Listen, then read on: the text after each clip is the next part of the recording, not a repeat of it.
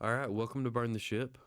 Thank you for coming, first of all. I appreciate it very much. Anybody that makes the time to spend with us and helps our audience learn, we appreciate very much. This is Burn the Ship podcast. Our goal is to connect entrepreneurs with professionals that can help you go all in on your business.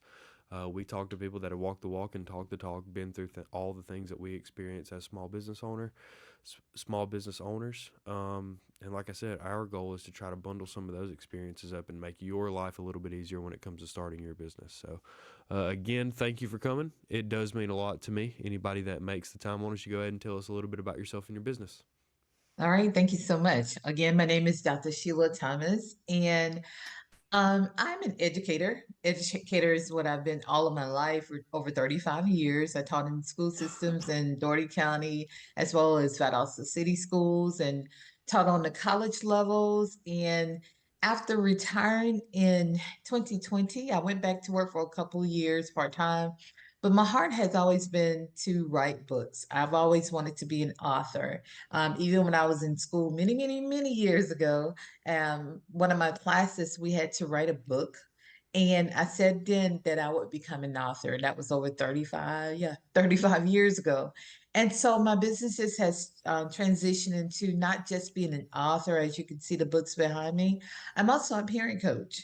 And with being a parent coach, what I do is I equip and I give parents the resources and strategies to build a solid educational foundation for their children. I do this for churches, I do it for schools, I do it for community programs, and also with my parent coaching. I've written a curriculum called PACES, Parents Advocating for Their Child's Educational Success. And writing that curriculum was a jewel for me because I thought I was going to be a curriculum director in the school system. That's what I got my degree in. And that never came to pass, but it also did come to pass in what I'm doing now. So I wrote that curriculum, and what I did is now I've niched down a little more and I work with parents mostly of Black boys because I have three sons and I've done a great job of raising them academically. They were academically sound. They were busy boys. They did things in school, but they were very academically sound. And so I decided not only I want to share with all parents, but there's the statistics against Black boys that they'll be going to from school to prison, and so I wanted to give parents what they need to support their Black boys to be successful in school. Sure. And so, what is the business side of what you've been doing look like? Like, how do you get started when you know what your mission is up front? What is the execution phases of that looks like? Like, how did you land on, books for children? What was kind of the evolution of all those ideas?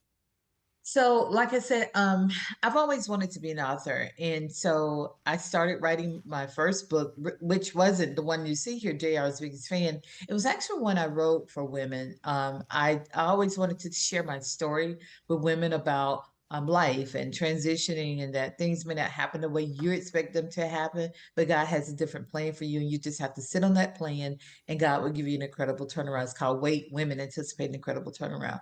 So I began writing that book. Of course, I had to do the research of becoming an author. I didn't know. I was an educator. I loved books. I read books for my students and to my children, but I didn't know the processes. So that was when Clubhouse was big in Yeah. 2020.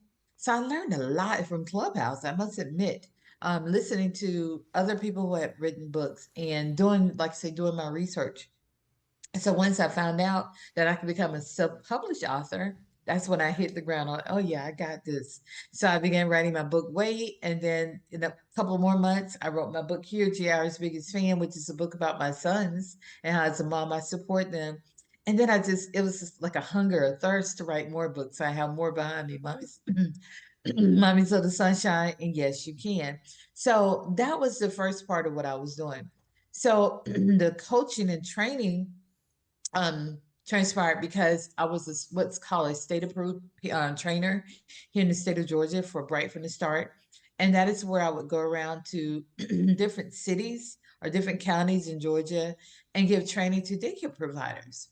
And so as I was doing this, I kept thinking, I'm providing training for daycare teachers or business owners of daycares, but who's training the parent? Because of all my years or experience as a teacher, I always heard These parents are not doing what they're supposed to. We need the parents to help with homework. We need the parents to do whatever, whatever. But I thought, who's showing the parents what to do? So that is where I came into the idea of creating a curriculum for parents. And so my curriculum was built on my experiences again as a teacher for over 32 years in the elementary school setting, but I also taught at the 2 year institution at Albany Technical College.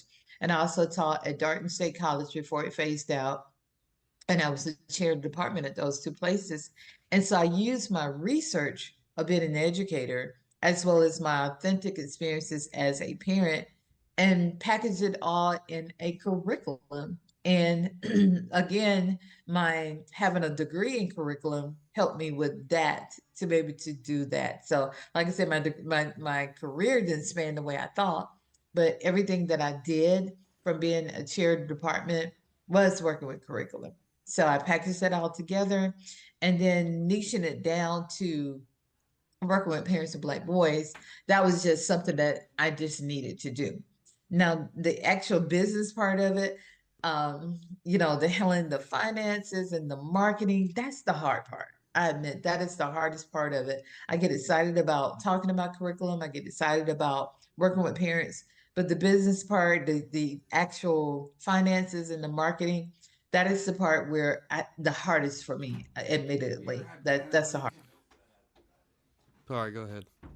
Oh, I'm done. I'm done. Go ahead. I need a sip of water anyway. No, yeah, you're good. So, tell me this, right? What's kind of been your superpower? Because I know that going through the process of self-publishing books, no matter how simple or complex they may be, um, there's a lot that goes into it. It's financially exhausting sometimes. Just kind of tell me what have you done well that's helped you kind of get as far as you have? My superpower, I love that. Teaching is a superpower. Oh yeah, Being an educator is a superpower. Parenting is a superpower.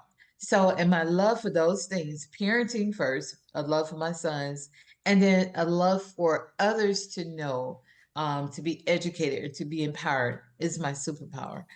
Yes, the financial part is hard because your ROI, it doesn't happen quickly that a lot of people expect. They say, oh, you're an author, you're making money. No, I'm not. I'm not making the money that I will make. I always speak that to existence. It's been better over the years because I've learned to say, no, you don't need to do that. Like made a lot of mistakes, with my first book. I have a second edition of that book behind me coming out soon. And it was much easier process. I knew exactly what I needed, what I wanted, and then tapping into the right people looking for money to help with my business, and then saying, no, I don't need that. You get a lot of advertisements or a lot of people tapping into you. Hey, I can promote you, for this. And you think that's good. And you pay the money. I've lost a lot of money that way. Almost, I remember $5,000 I lost with someone for what she could do for me, and it didn't work. So now I'm very cautious and cognizant of what I do for my business. I first pray about it before I do anything, and then I can, speak with my husband, and we decide that's working or that's not working. I've had some incidents to happen even recently with something with marketing. I said, no, this is not working, and so I just cut it short. So the superpower is the learning, is the educating people. But like you say, the money, the finances is hard, but you have to continue to learn. I'm always listening to podcasts like yours or, finding articles to read to help with the business and then inquiring with people who've done this to say, okay, well, how could I do it differently? Or how can you support me? Or even just asking for help, especially with marketing. I keep sure. mentioning that because that's the hard thing, but asking for help when I need it. So, what have kind of been those obstacles, right? I know you mentioned that marketing was an obstacle. So, what is that process like of someone that has written a book and wants to become a self-published author, and what are things to look out for? So, looking for your illustrator, looking for, like I said, a person to market it, looking for an editor, all of those things you have to be knowledgeable. I'll say that. Do your research before you start. Ask questions. Everyone has a book in them. I tell all my friends, they say, I want to write a book. I said, well, write it. And so a lot of them would ask me for help. And I tell people this: I'm not a book coach. I'm not a coach to help you write a book, but I would give tips and strategies. That's my give because I want to help everyone, and I knew the struggles I had. But then I offer them the right people, like a person who I know who's amazing with editing. I tell them about her and my illustrators. They've been pretty good. I tell them about those people. So I tell them, you can't just go in there and just say, I got this. You have to inquire, you have to ask, you have to do the research, and don't rush it. One thing I did too was rushing because I'm looking at what others are doing, especially when Clubhouse was Mm. around. Right. Everybody was an author, everybody had the information. So I'm like, I got to get mine done. I got to get mine out there. So I'm telling people, don't rush the process. I have two or three projects going on right now, and I'm taking them slow because when they're meant to come to fruition and be put out there, they will be. So I don't rush anything anymore. So I tell people, slow down, make sure you do your research, make sure you understand the process before moving into it. If you don't understand it, ask questions. Getting the right groups. There are Facebook groups out there that can help you. There, like I say, podcasts here that can help you. But get all the information because if you fail to plan, don't have a good plan, you plan to fail. So always have a good plan. Write out the steps before you move into it. For sure. If people want to find your work or get in contact with you and do business with you, how do they find you? Very easy. My website, www.drsheilathomas.com. That's DRSHEILA Thomas.com. Everything is out there. Everything I'm doing is on my website. My books, my parent coaching information is out there. And if they want to follow me on Instagram, Facebook, LinkedIn, it's Thomas Ed Consulting. Thomas Ed Consulting. So I'm sharing tips every day. Like right now, children are on spring break. So on all my social media outlets, I'm sharing tips for parents. So to me, and that's another thing I want to share just quickly is not only are you here to make money, you ought to be here to give, like you're doing. You're giving us an opportunity for a podcast to be on your podcast that would be placed in many people, in the faces of many people. So you have to have a give as well. So I try to give information to parents free, free content. And once you get that free content, that's how you pull people in. That's a business strategy. Yeah. Well, I appreciate that. Tell me this, right? So, um, I think everybody has that moment where you think about it and you mull over the idea of a business for a long time, and I think everybody kind of has that light switch moment where you're like, oh, I'm an entrepreneur now, I'm going to figure this thing out, I'm going to commit to it. And my question for you, and kind of the way that we always end the podcast, is what is that like? What is the emotional gratification that you get out of starting with an idea of an impact that you want to have and seeing that process out all the way to fruition? Well, the thing about it, I never expected to be a business owner. I'm an educator, 35 years or more, an educator. So when I said I wanted to write a book, I didn't realize it was a business. You think I'm an author, that's it. But there's a business side to it. Like I say, you have to plan a business plan. You have to have money. You have to have, the people to help you with marketing and all of the tools that you need for business. So it is, becoming an LLC, having a name and, all those different things, the business side of it. And so that was hard changing my mindset for being an educator, which I'm still always educating people. But I had to say, okay, Sheila, you have a business. You got to have a plan. So I tapped into, like I said, the small business center. I speak with them every month. I get on with a Zoom with the person from Small Business Center every month to help me tailor my business even more. But what has happened is it's such a joy. I get so excited about talking about my books, my coaching, and everything I do because it's my passion. This is my passion project to equip and educate parents to build that solid foundation for their children because I've seen what's happening in the schools. I know what's going on in the schools.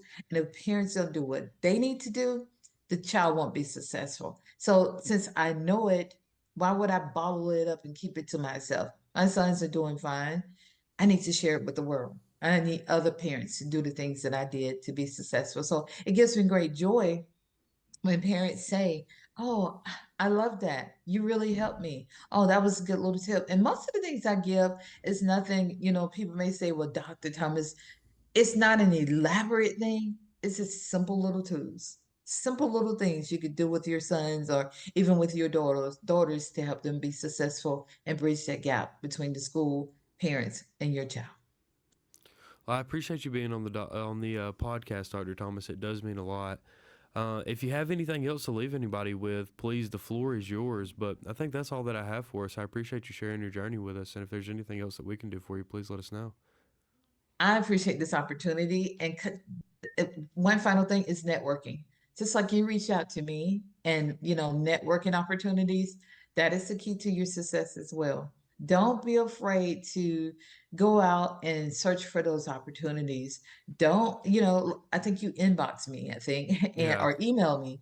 And of course, I research you, see who you were, make sure that, this is a real person. He's a good person, before I tapped into it. So you have to network. I can't write these books and say, okay, they're done.